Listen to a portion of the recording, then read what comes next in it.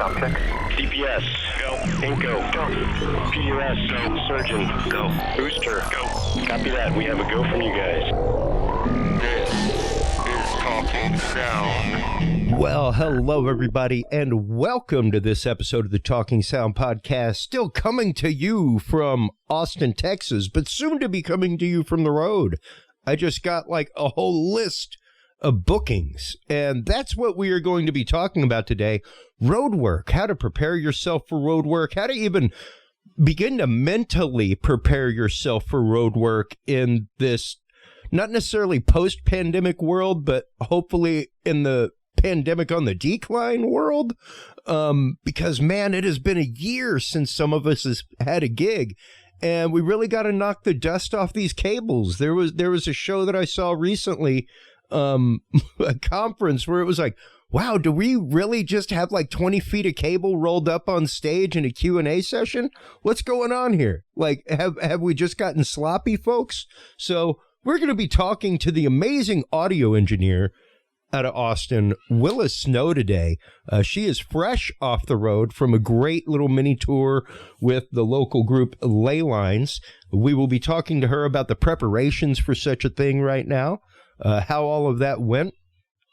What do you have to do to get your gear ready to get back on the road? Get yourself back in gear to be back on the road. All that and so much more in this episode when we come right back from this message from our sponsor. Have you considered starting a podcast? Looking for a way to make your business a voice of authority in an industry? Then Podcast Cadet is the solution for you. Whether starting a podcast for yourself, your brand, business, school, church, or just plain fun, Podcast Cadet is here to help you navigate the waters of the podcast industry. Specializing in one-on-one consultation and training with industry professionals in fields ranging from podcast technology and editing to distribution, monetization, and even social media strategies, Podcast Cadet tailors their services to the specific needs of you and your podcast. Do you already have a podcast and trying to find ways to engage and grow your audience?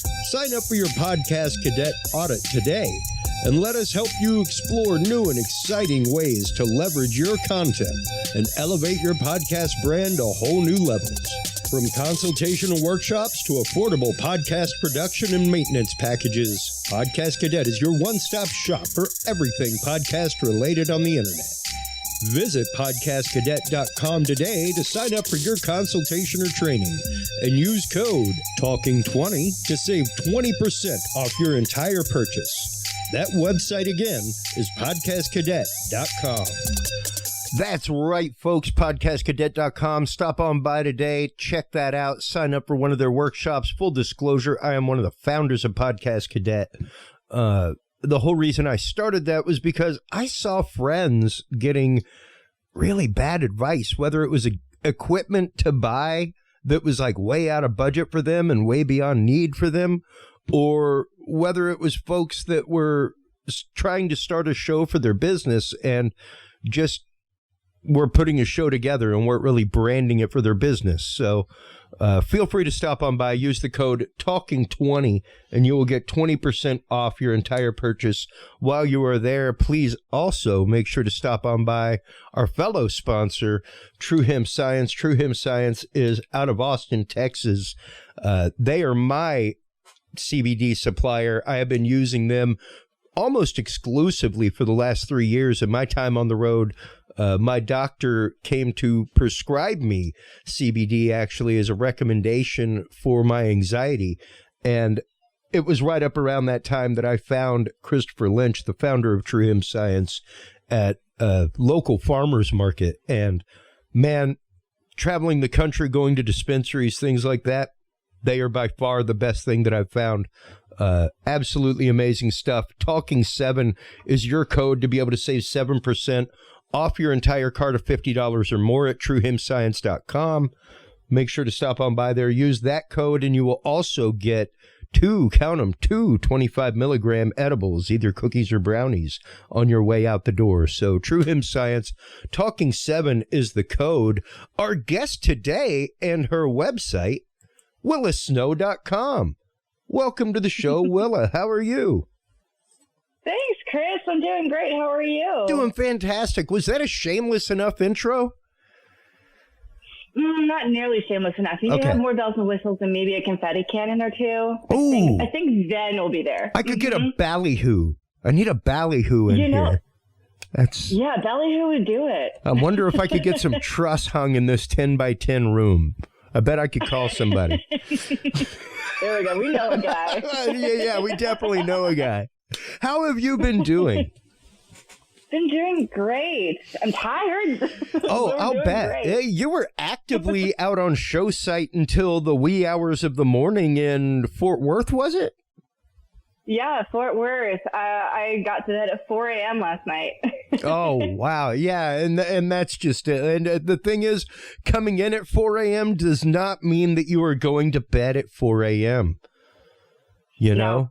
Like, even if your dog tired, the drive alone will amp you back up inside, you know? Exactly. And then you get home and then like the whole unloading process of like, okay, now I need to wash my face. I should probably eat something, drink some water, say hi to the honey, you know, like reconnect to the cat. Well, and just for those of you who are like, say hi to your honey, just so you know, her honey is also an audio engineer. So he was coming home from a gig at the same time. Oh, yeah. We don't sleep. Sleep for the dead. Well, you know, it's really funny that you say that, because that was part of what I wrote in this episode description was like, and even said in the intro, is how do you prepare yourself? Like my joke, as you know, Willa, I went from the world of rock and roll into the world of corporate AV. And my joke has the whole time has been like, man, this thing's just breaking into nap time. Yeah. Like, it's 10 a.m. It's supposed to be nap time right now. I've been at home with my kid for the last year. Like, I'm supposed to get a 30-minute eye close right now. What's going on?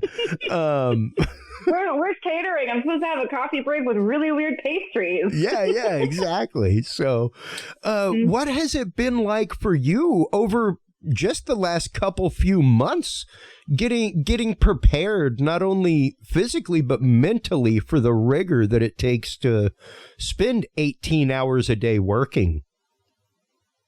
Well, it's still an adjustment period, because, I mean, I'm sure you're going through this too, of like realizing, going back into it, that some of the habits and coping mechanisms that you had before the pandemic don't really work anymore. At least for me, that's how it's been. Yeah. You know? Interesting. So like, my way of just kind of like going through it. I mean, I remember at the beginning of the pandemic when I was doing my 2019 taxes, and I was like calculating all the miles that I drove for work, I realized that for about 80% of the year, I was pulling double shifts. So I'll have like a morning corporate or bass concert hall gig, and then I'll have a rock show in the evening. And I remember going through all of that and thinking, wow, no wonder I was so fucking tired all the time. Yeah, like, man. What? Yeah. Yeah. And so now, like, getting back into it, I mean, there was definitely like I started getting back into work in February, because I was very lucky that I had a friend of mine based in Florida that had some corporate work come up. So that was a really great, like, first foray back into the industry, because it was very cushy. It was in a fancy hotel on the beach, and it was all like this religious corporate thing. So it was all fairly simple. Yeah, we've got a 10-foot truck to load in. Yeah, exactly. I mean, there were definitely some challenges, because that was like the worst crew that we had. So our bodies definitely took a beating, because she and I ended up having to like pick up the slack quite a bit, and like end up having to undo and redo a lot of work that our quote help. Like, they did their best. They did. I'm being mean. They did their best, but like we had to redo a lot of stuff, and like it was a 2-day load in for a simple show. That took like 4 hours to load out. So it was ridiculous. But so that was like a pretty good, like, first step back into things, because like we had, you know, good 4-hour blocks in the middle of the day to go and rest, and like we were eating really well. And so that was like a good first step. And then I was working, had a day job at Guitar Center at the time too. So like I was working full time, and then I was starting to be flown out for these gigs. And it was really weird at first because I mean, in February I wasn't vaccinated. So, and I was, and I didn't know this before I went out, but Florida didn't have a mask mandate, and I was often, and I was the only, like more often than not, I was the only person in an entire ballroom of people with a mask on. So that was really uncomfortable a lot of the time, but I was being paid really well. So, you know, it's like, and I was able to get tested, and I kind of like social distance as best as I could, but also when you're in an enclosed space with 100 people that you don't know, and it's like, it was tough and weird, but also like it was hard to get past. Man, I'm like at work, and I don't even care that it's just one person on one mic for an entire 3 hours, you know? Yeah. Like this is just a thing. And it made my heart so happy. And the fact that I was working with one of my best friends as well, that just made everything incredibly wonderful, and made my heart feel so full. And I got back home, and even though like I was sore from loading a 10-foot truck with like, you know, triangle truss and a few like single par lights and a couple of QSC speakers. Like, it was like uplight sticks for the back of the room. Exactly. Yes, exactly. Yeah. And it's like all of this really old, like it was great. And like, I came home like, when can I go back out again? Let's do this again. Let's go. Like, I missed this. My heart. And then as time went on, like things started to trickle back in, and I started to get some calls from people, and I picked up a club gig in Georgetown. I started doing some of those, and then it just kind of like started to slowly snowball. And then while I was also at Guitar Center, I connected with one of my newest clients, Zach Person, and I ran sound for him at a little outdoor coffee shop gig last December, and he came in to buy some strings, and we just reconnected, and he hit me up 2 days later with a slew of dates and said, "Hey, you available?" And I said, "Yep." And you bet. I quit my job at Guitar Center. Like, "Yep, bye. I'm out." Not that Guitar Center doesn't need good people, Willa. It's true. It's true. And I love they need really good people. I still do. But they do, and it was a really great job. It was like the people they were great to work with, and like, you know, and it was good hours and decent pay. But it's also like, this is not what I'm here to do. Well, you know? No, and you know, one of the comments that I made in the actual description of this episode was the difference between a weekend warrior sound guy and a professional audio engineer. Right. You are a professional audio engineer. This is what you do for a living. It's not a hobby. It's not like you go plug in, you know, a few inputs at a club into a powered mixer. You know, right. You are setting shows up from the ground up every night, different venue, same person, things like that. You over the many years that I've known you have shown yourself to be more than the Swiss Army knife of a technician that it takes. Because I mean, when you're on the road with even your recent little mini tour with ley lines, things like that, when you're on the road like that, you, even especially now in the modern day and age, baby, you're a broadcast technician too. I don't care who you are. Yeah. You know, like that's been my joke over all this, is like, I spent years trying to get out of a broadcast studio, and now I'm back in one. Now you have by default forced me back into live broadcast. Back in your box. Yeah. Now, can we all just agree that we'll do it live? Can we just agree with that and skip all the rehearsals that take 2 days? Can we just get to that point already? If we're just going to all be live broadcast techs again? Yep. Because only live broadcast technicians and people in what we do, Willa, know where that moment comes from, you know, and the utter joy of it inside when it happens. Yes, Yes. Like, yes. Told you this wasn't going to work, man. So, what has it been like for you, especially in that little mini tour that you did recently? What were some of the things that you came up against that maybe you had forgotten about, in that year not being on the road? As far as were there any bumps in the road that y'all came up against? Well, the first one is a pretty basic level one. Nope. Are you still there?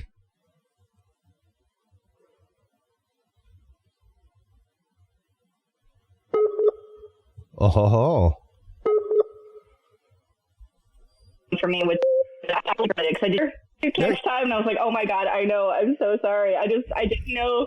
Like, I wanted to make sure I had options, and like, I wasn't sure if I was going to need all of my rain gear. So I brought all of it because I didn't know if I was just going to need the rain jacket or if I was going to need the boots as well, and like." So, and I didn't know if I was going to have the opportunity to do laundry. So I was just like, I'm taking a full-size suitcase. So I felt very embarrassed about that. But luckily we had just enough room in the van because we were only traveling with instruments and a mic package and luggage for that run. Oh, wow. Actually, no, we were traveling with a console. We were traveling with a console and cables as well because there was one gig where they weren't providing any sort of usable system. So we did bring a system with us.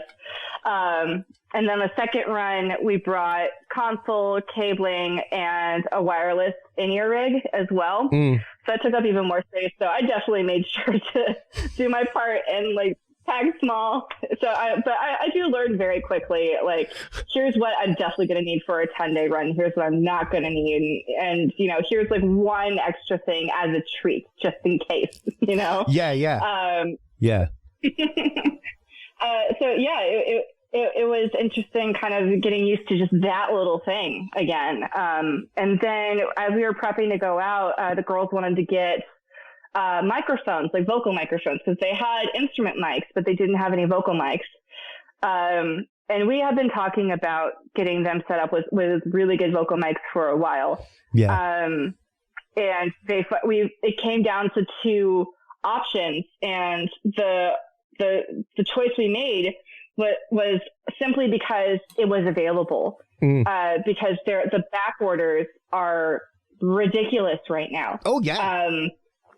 Yeah. Like, so it came down to like the Shure KSM 9s, which they really, really loved, and the Neumann KMS 105, which is what we ended up going with the Neumann KMS, because there were 4 available that we could get before we left. And the Shures, unfortunately, they're not available right now, which is a bummer, but we're going with Shure for our ears. So we're making it up to them, but still it was just like, this is what is available, and we have to spend a little bit more money, but they're still really great mics, and we're really happy with them. So it all worked out, but choices are narrow for when you're purchasing. That's it. When you're purchasing gear, like you're thinking about like with your band, okay, we're going to need this piece of gear and this piece of gear. Yeah. Well, is it available? Can you even obtain it at this point? A lot of the times right now, the answer is no. And that's across the board, not just with microphones and audio gear. It's in instruments, it's in lighting, it's everywhere. Yeah. So, and we ended up going through some car trouble too, because our AC went out this past run. And we were talking about I know, it was horrible. Oh God, that's rough. We were trying to figure out, oh yeah. You could take me through 2 days of not eating before I deal with that. Exactly, especially in the South, man, like driving through Georgia in the summer with no AC. That's jungle hot.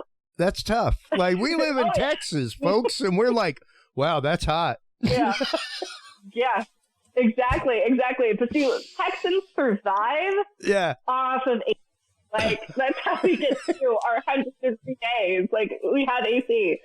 And that's the only reason we stick around, because we can stay inside. Yeah. really, really hot months. But anyway, like we were trying to figure out how can we source a new car? Like let's sell this one for parts and get a new one while we're in, because we had 2 days off in Nashville. And it wasn't available because Ford is experiencing huge back orders because the manufacturer of a certain microchip within their cars is their factory is backlogged. Yeah. So there's everything everywhere is just stopped. So it's hard to get resources right now, and that's a challenge that's really weird and difficult to overcome. It's really been interesting to see that. I actually went out not too long ago to San Diego to install a studio in a friend's house, a podcast and home radio station studio, and just going to Guitar Center, it was like going to the grocery store at the beginning of the pandemic. It was like, wow, look at this. Like, the walls are bare. Like, I had never walked into a Guitar Center where, you know, sometimes you got to run on things. There's a new model comes out, and because that's out of stock, people will buy the previous model, you know? Right. Because they were excited, all kinds of stuff. But it was like, I remember my birthday last year going fishing and for my birthday, and I went to Academy down the road just to go get my license and stuff like that for the fishing guide. And it was the same way because, hey, what else were you going to do? Like fishing, you can't get more socially distant than that, right? You're out on a boat in the middle of the lake. So, exactly. But it was just strange to walk into Guitar Center and it was like shelves were bare. It was like, wow. Yeah. Wow.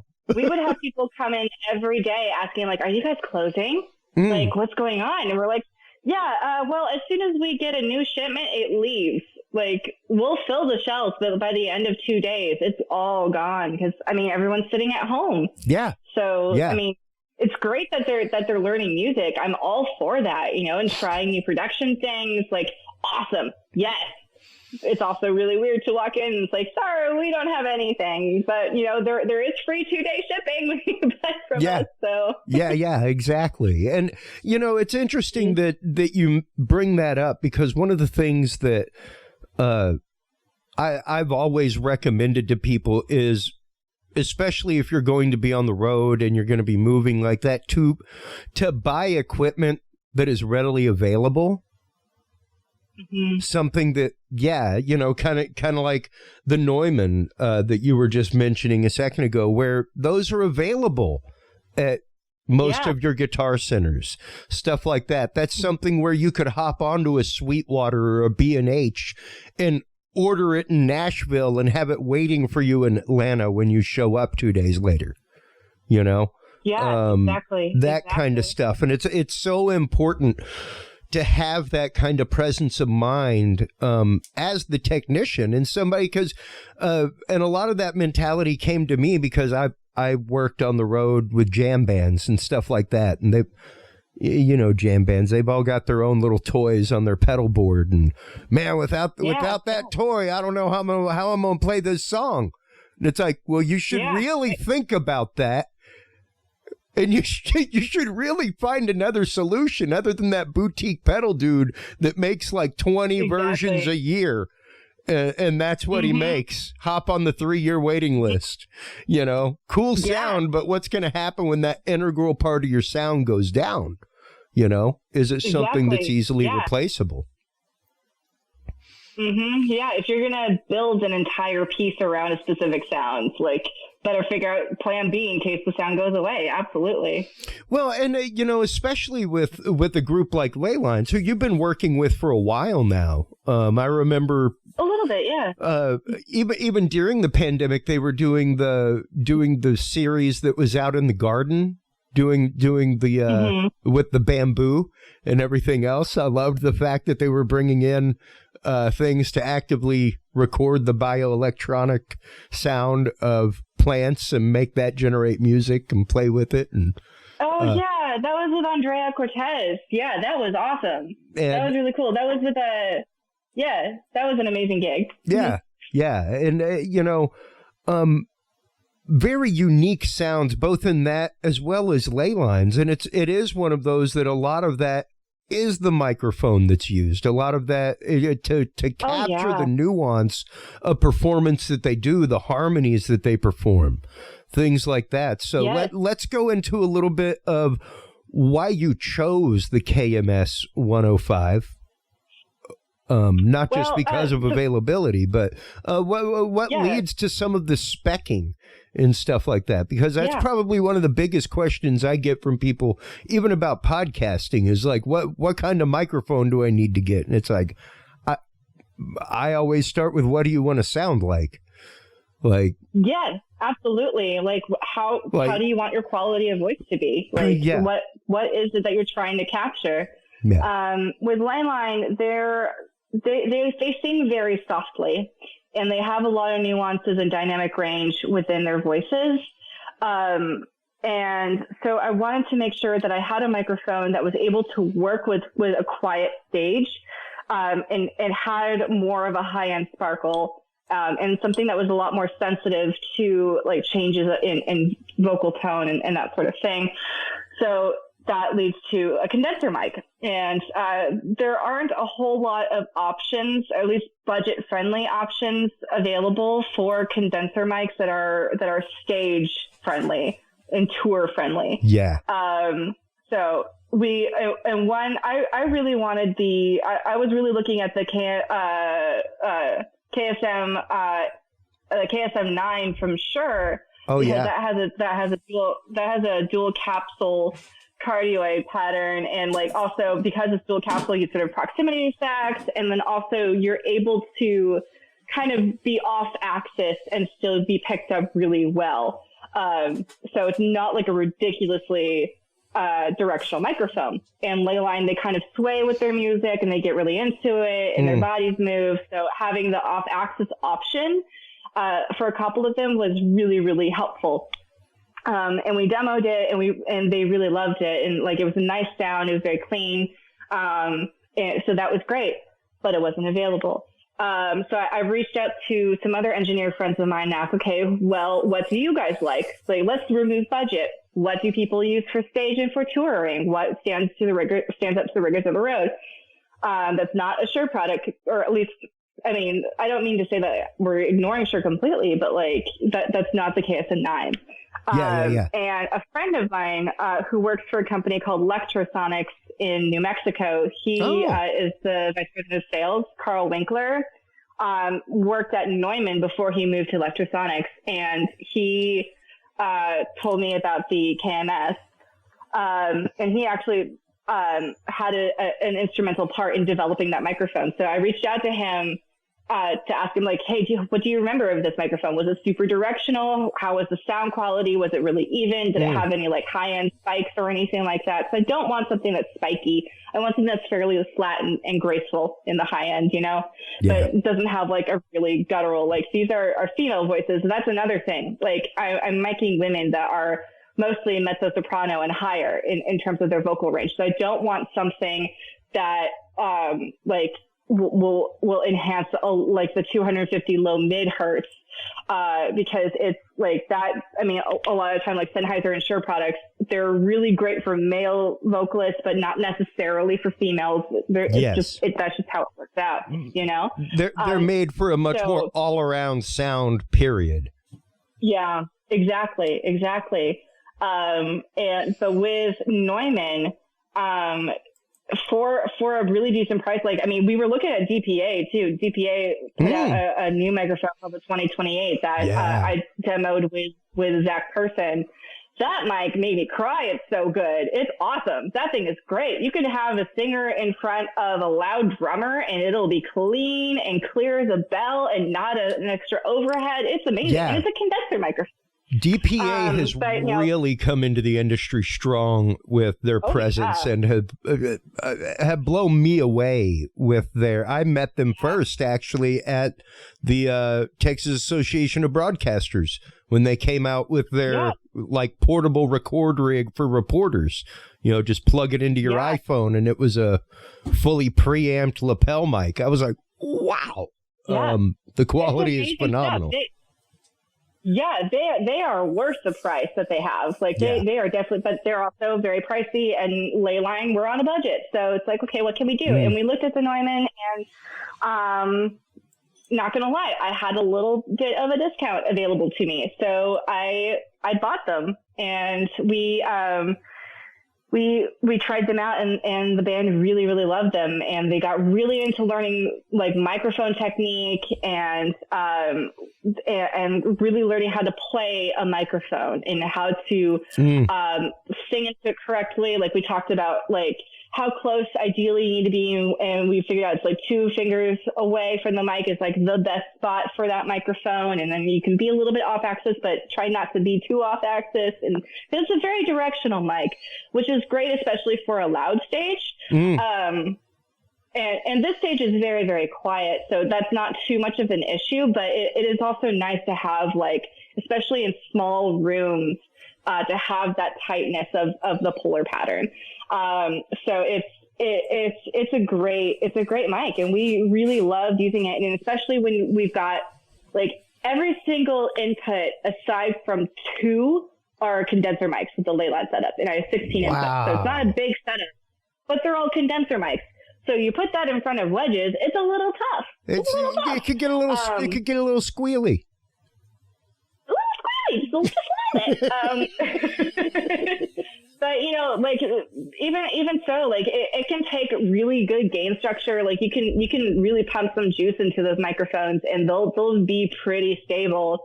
And there isn't too much carving that you have to do to make a wedge sound decent with those things. So it's like especially in the clubs that we were in for that run, like very small rooms, old rock and roll places, like those are like punk rock, pour a beer in the wedge. Hey, it still works. It's fine kind of situation.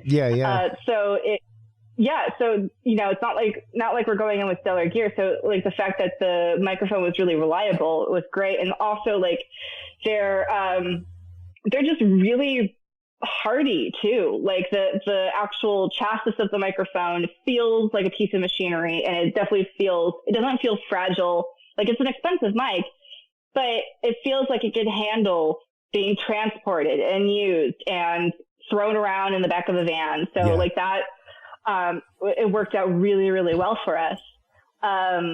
So we really loved it. And then for the second run, we moved to doing wireless in-ears, and that was their first time working with in-ears. And then it was just like the whole world opened up for them. Like I was able to get higher gains out of it than I could before. I could have flatter microphones, and it made my life a lot easier. And then the girls figured out how to mix their own in-ears, and then they could hear everything as clearly as they needed to, because we had stereo mixes for them, so they were able to pan things. And they do. If y'all haven't heard Leyline, go to leylinesound.com. They're amazing. They are just going to throw that in there. Shameless promotion. Their music.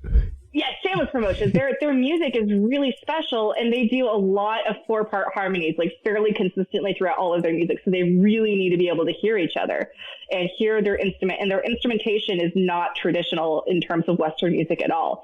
So everything needs to be exactly the way that they need it to be. So having the ability to have accurate replication of their instrumentation with in-ears and condenser microphones is amazing for us. Yeah. So that's kind of where that process was, It's really been interesting to see how the world of live engineering has changed with in-ear technology and the ease with which that happens now.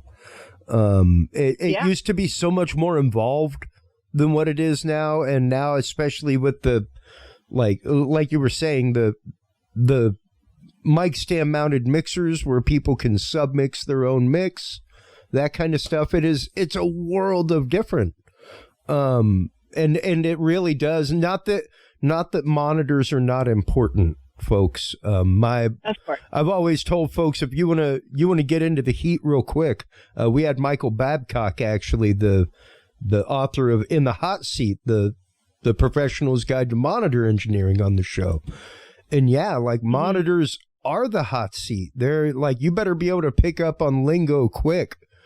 Because if that person is not happy with their mix, it will translate over those main speakers real quick. Absolutely. And like, if for me, like I prefer to be a front of house engineer, like absolutely. Sure. But I also I take the job, like I mix monitors from front of house all the time. And monitors, like that's incredibly important for me. Like whether it's a wedge or on ears, it doesn't matter. Yeah. If my artist is happy and my artist is comfortable and they feel safe and they feel like they can talk to me if something is wrong.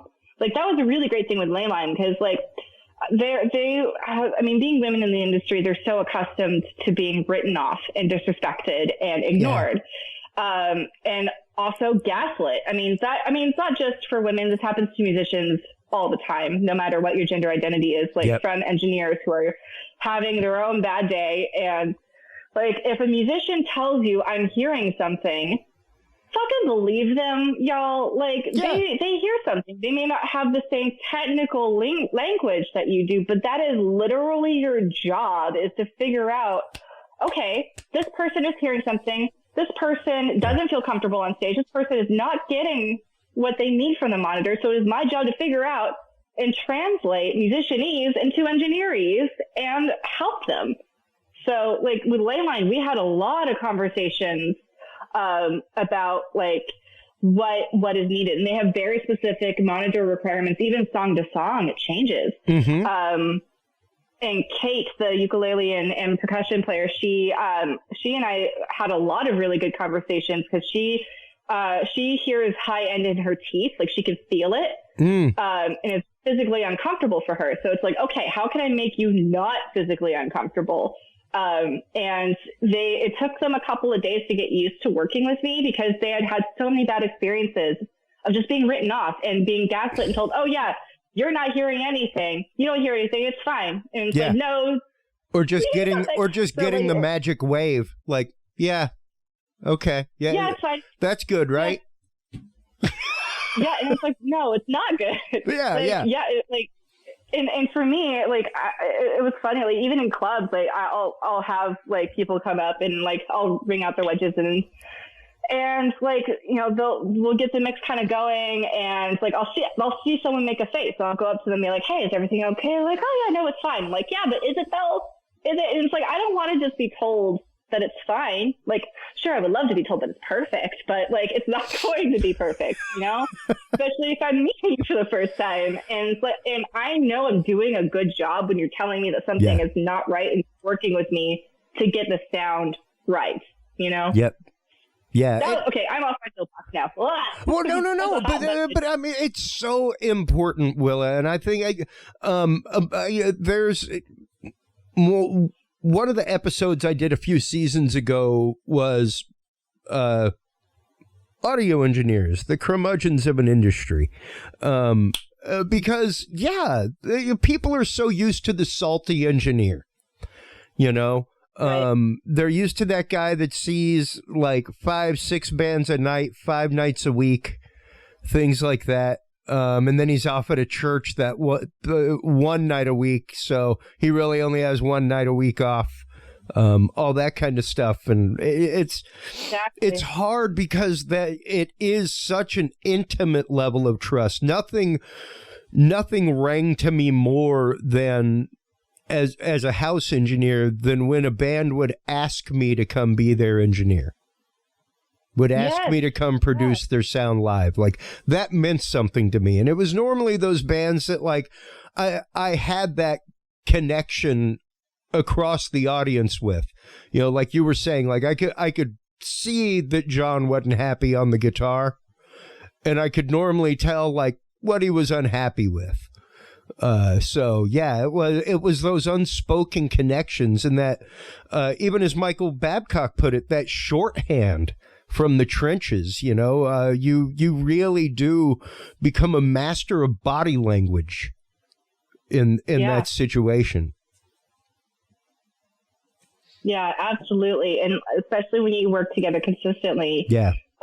You really figure out you speak each other's language, and mid-show you can tell like, okay, so she's not hearing what she needs to hear. So I need to boost this. And then he's got too much of that. And like, I can tell that he's in pain right now. So let's bring that down. And like, let's make sure that everyone's hearing is protected. And then, and like with Zach and Jake, we developed hand signals. And I do my best to keep my eyes on the stage at all times. And like, they'll give me like C, like a hand C for click, and they'll do like up or down, or, you know, like they'll lean back, like Zach will lean backwards and point his right shoulder towards the bass amp if he needs more bass in his ears. Like we figure things out, and we're able to make it so that it's not an obvious thing to the audience. So we're still kind of honing that in, because it is still a very new thing. Sure. But like, for the most part, that's what we try to do. And that helps, like, especially if something changes mid-show, which it more often than not does. You are able to make the changes so that the artist can keep having a blast and keep entertaining and keep the audience happy, you know? And then the audience buys more drinks, and then the venue's happy, and everyone's making money, and it's great. So yeah. You know? and what, I mean, how was the show received across the, y'all were over like mid-East Coast area, right? Kind of. Yeah. The first run in Leyline was through the Midwest, and we went up to the furthest point was Stevens Point, Wisconsin, and back.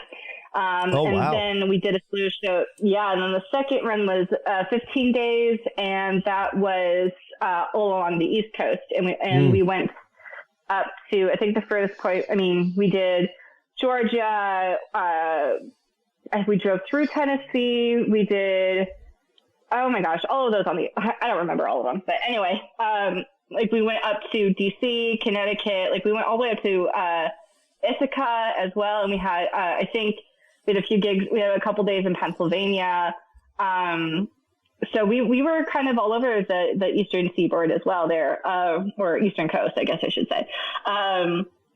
So it was interesting, because a lot of times we were people's first show out of COVID, and the Midwest, it's a market that they haven't quite broken into yet. So a few of the shows were smaller and more intimate.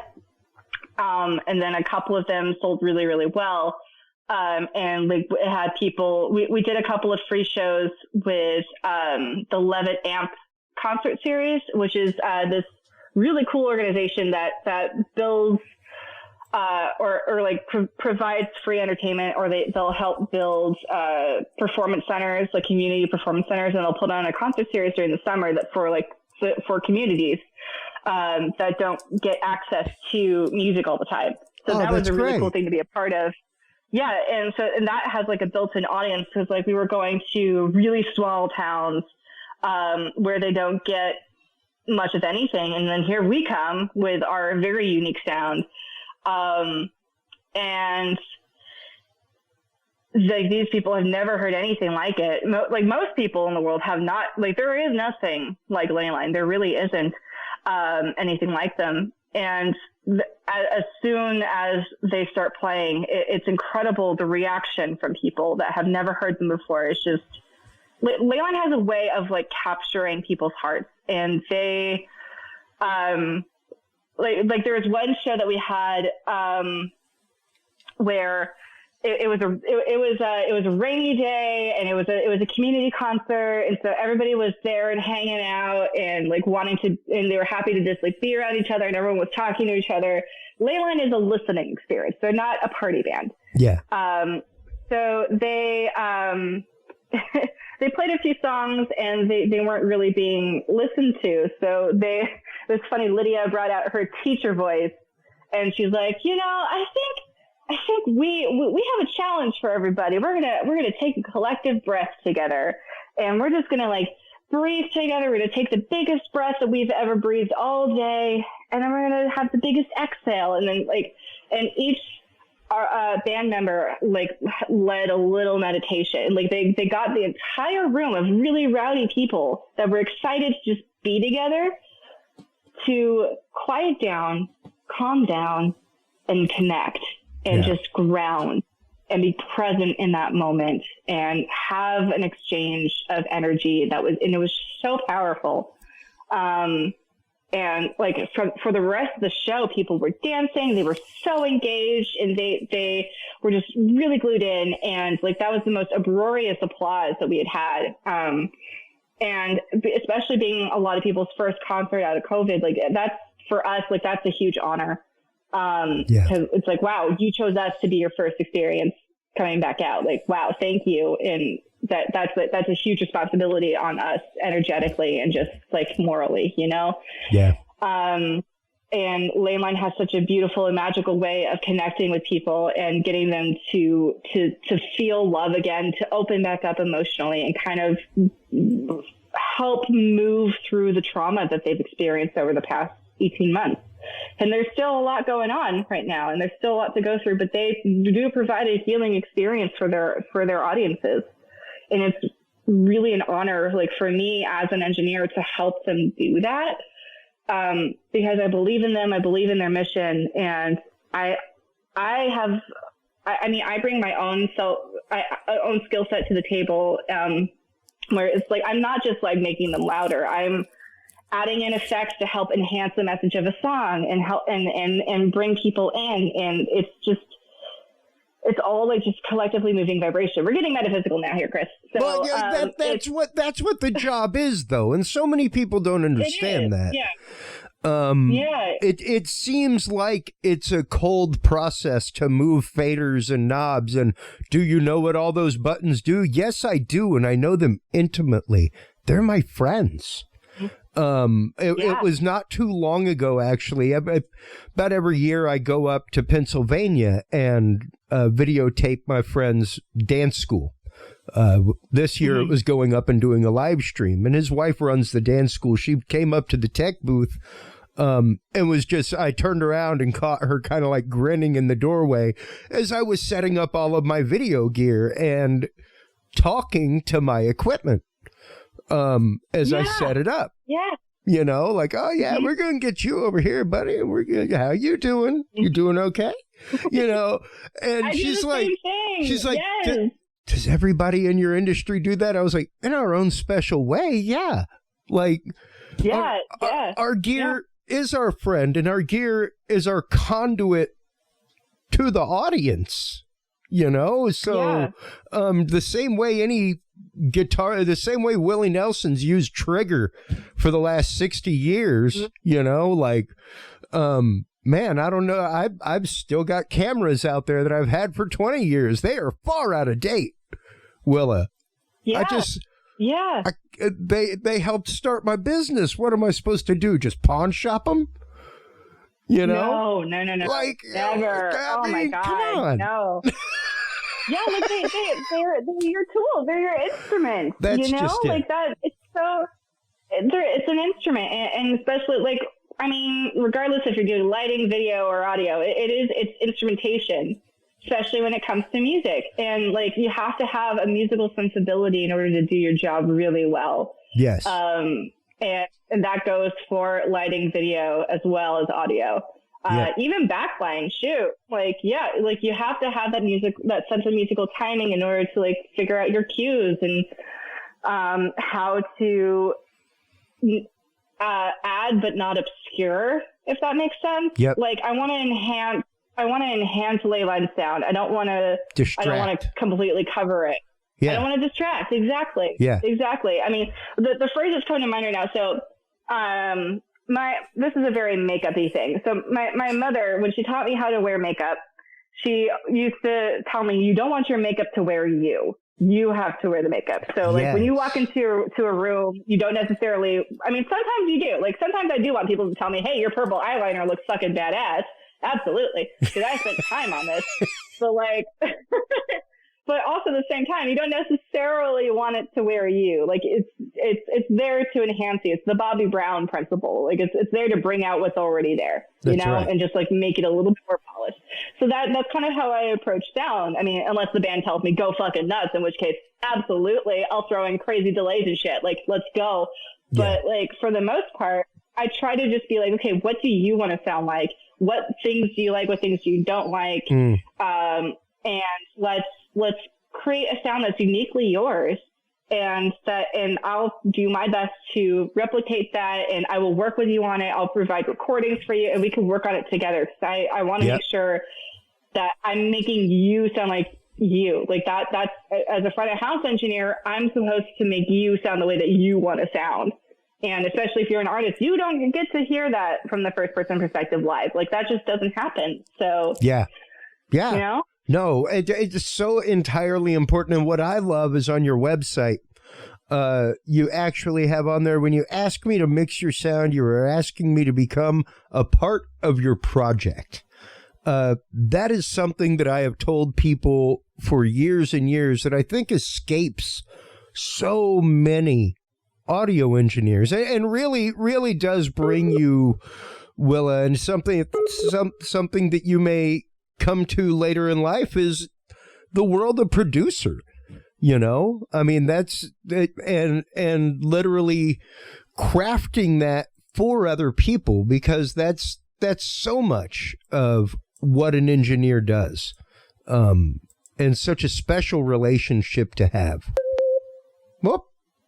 Oh, we lost her. Are you there? Yes, there Hello? you are. Hello? Hello? Ah, there you are. Sorry, I lost you for a second. That's okay. It's all right. All right. So, okay, I lost you at, you were referencing my website, which thank you for doing that. I appreciate it. Oh, absolutely. Shameless. If you're not being shameless, it's go home. Yes. Okay. So, but yeah, becoming part of a project, and you know, like I was just telling the audience, for me, it's the fact of it. You are, and for somebody to come to you like the bands did to me, and like they do with you, saying, "Hey, I love the way that you make us sound live. We would love for you to make us sound like that all the time." It's such an honor, and it is the fact that, you know, don't be surprised if later in life you find yourself wearing the producer hat. Oh yeah, I mean, I got my start in studio. Yeah. So. Yeah, and I bring some of that to the table when I'm doing this. I mean, I kind of fell in love with the impermanence of live audio versus like the looming responsibility of, oh my God, this is going to be recorded and preserved forever.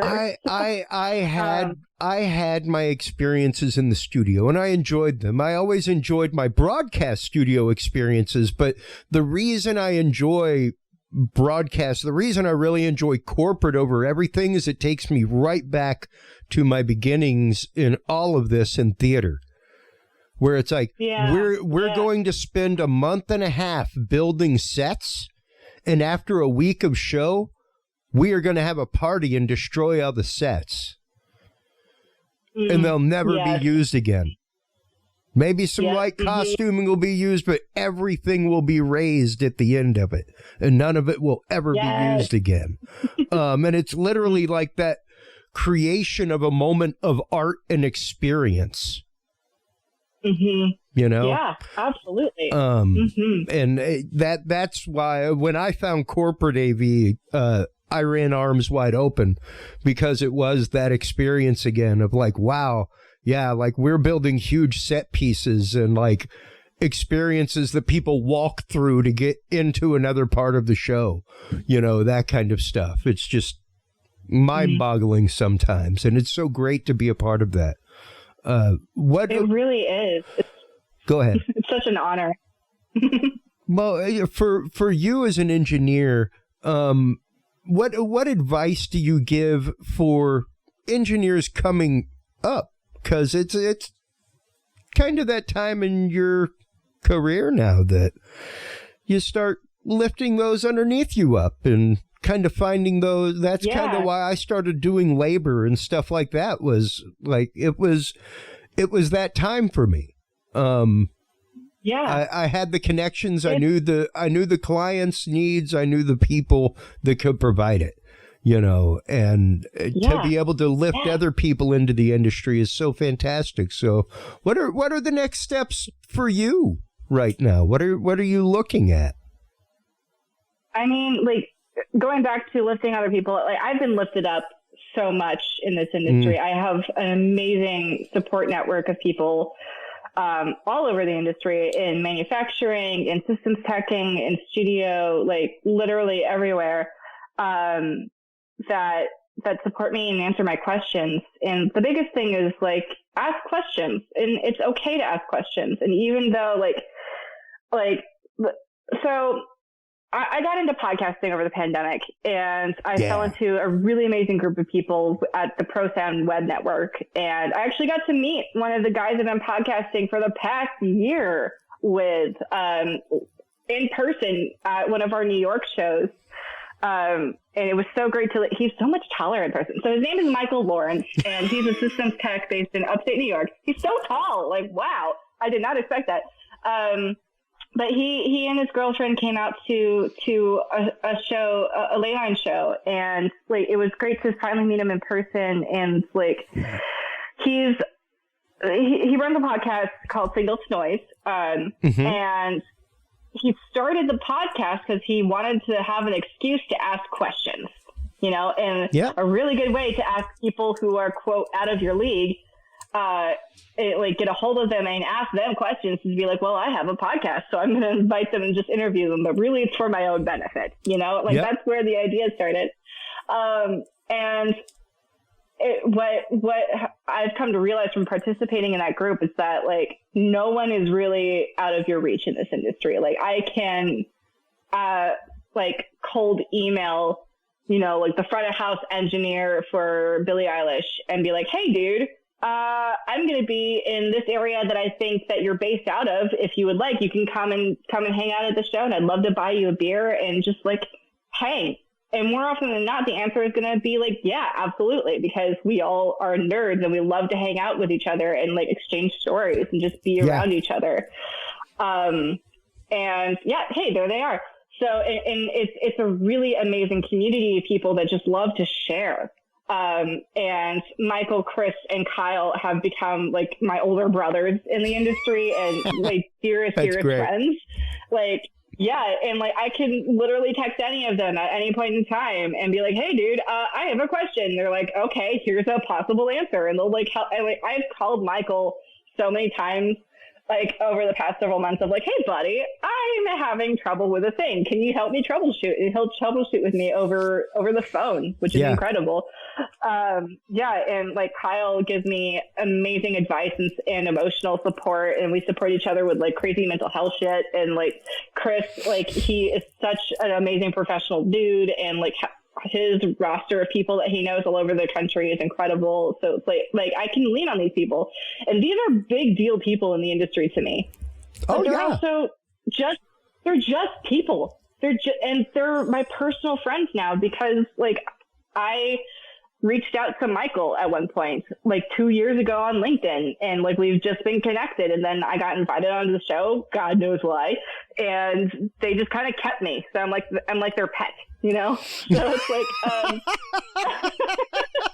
like, and then I slowly upgraded myself to be like the kid sister. But it was like all of these people, like you can just reach out and you can ask. So like, for anybody wanting to. So like I have access to these resources, and now I'm finding myself in a position where I can be asked questions, which is a really weird thing for me, but also a really cool thing. And I don't consider myself an expert. I mean, I know things, and when I start talking, it's like, wow, I actually do know things. That's crazy. You know a lot. You know a lot, lady. Thanks. I know a lot of technicians all over the country. You are hands down one of the best audio people I know, Willa. Oh, my goodness, Chris. Thank you so much. But yeah, like I had lunch with somebody the other day, and she's new to the industry, and she's like, how do I get involved? I'm like, well, what do you know? Okay, here's where I can start you at right now, and here's some people I can connect you with, and here's some resources, and here's this. And like so many people have done that for me, and I'm overjoyed that I get to do that now. I get to do that for other people. Yeah. Same. Yeah, it's amazing. And like next steps is like, I'm just going to keep riding this wave, dude. Like this is amazing. I am beyond blessed to be working with the people that I'm working with. Like my calendar is booked solid for the rest of the year. Yeah. Not just with Leyline and Zach, but I'm also going out in September with an artist from New York called Ariana and the Rose, and we're doing a West Coast and Southwest tour. And like that, like I get to work with really cool people and have these really great experiences, and I'm finding myself pushed mentally, physically, mixing wise, like I'm expanding, and it's amazing. And I get to meet really cool people, and I'm connecting with my industry friends through my travels. Like I get to invite them out to shows and then meet them and hug them in person and not through a screen. And it's like, I'm so excited to see where this is going to go, and to provide help where I can, and to hopefully, you know, make the world a little bit happier while I go, if I can. That's right. That's right. Well, Willa, thank you so much for taking the time out of your quite obviously very, very busy schedule. Like we scheduled this right as you started with the Leyline stuff out on the road, and then it's just been great to see the development of all that, to see you relaunching out into the world and going out there and doing things. Where can people go? We've, of course, been showing it on air, but this is your chance one final time for shameless self-promotion on the show, Willa. Where can people go to get a hold of you to mix audio for them, whether live, whether, you know, studio stuff or live mixes that they want mixed down for albums, whatever. You do all kinds of great work. Oh, thank you, Chris. That means a lot coming from you. I really appreciate it.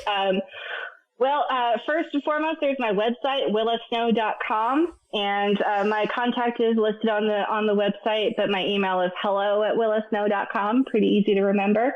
And then, of course, I'm on social media. I'm on LinkedIn, I'm on Instagram, and I'm on Facebook, and there are hot buttons for those on the website, but my Instagram is w.snow.audio. So you can follow me and my little adventures around the world. And you can connect with me there. And, you know, feel free, please follow all of my artists that I work with. They are incredible humans that make incredible art. And if we are in town and you want to come hang out at a show, message me. And like, if you want to learn something from me, ask me questions, and I'll do my best to make the time and support you any way I can. So yeah, come out and hang. Absolutely. Well, Willa, thank you so much once again for taking the time. It means the world to me. I'm so glad to see good people like you out there getting good gigs and working hard. It nothing does my heart better than seeing good people being able to get good work. So I'm glad Likewise, to see Chris. you're one Thank of you those. so much. Well, please do hold the line while we close things out, Willa. While you were online, checking out everything from Leylines, checking out where you can go, where you can book willasnow.com. Make sure to stop on by Talking Sound Podcast. That's where you can find all the episodes. We are rebuilding our industry news section right now with all kinds of new RSS feeds from distributors, giving you the latest in gear updates, stuff like that in the industry. While you're checking that out, make sure to stop on by the HC Universal Network. Until next time, everybody, take care of yourselves, take care of your hearing, and thank you for tuning in to this episode of the Talking Sound Podcast. For more episodes, industry news, and information, visit us online at TalkingSoundPodcast.com. Subscribe to the Talking Sound Podcast on Amazon Audible, Spotify, Spreaker, SoundCloud, iTunes, or your favorite podcast service. Get the latest Talking Sound videos on Facebook, YouTube, Twitch, Reach TV, or your Roku or Amazon Fire device with the APR TV app. Talking Sound is a proud member of the HC Universal Network family of podcasts. For more great shows and content, subscribe to hcuniversalnetwork.com today. Until next time, watch those meters, gig safely, and keep reaching for 11. This is Talking Sound.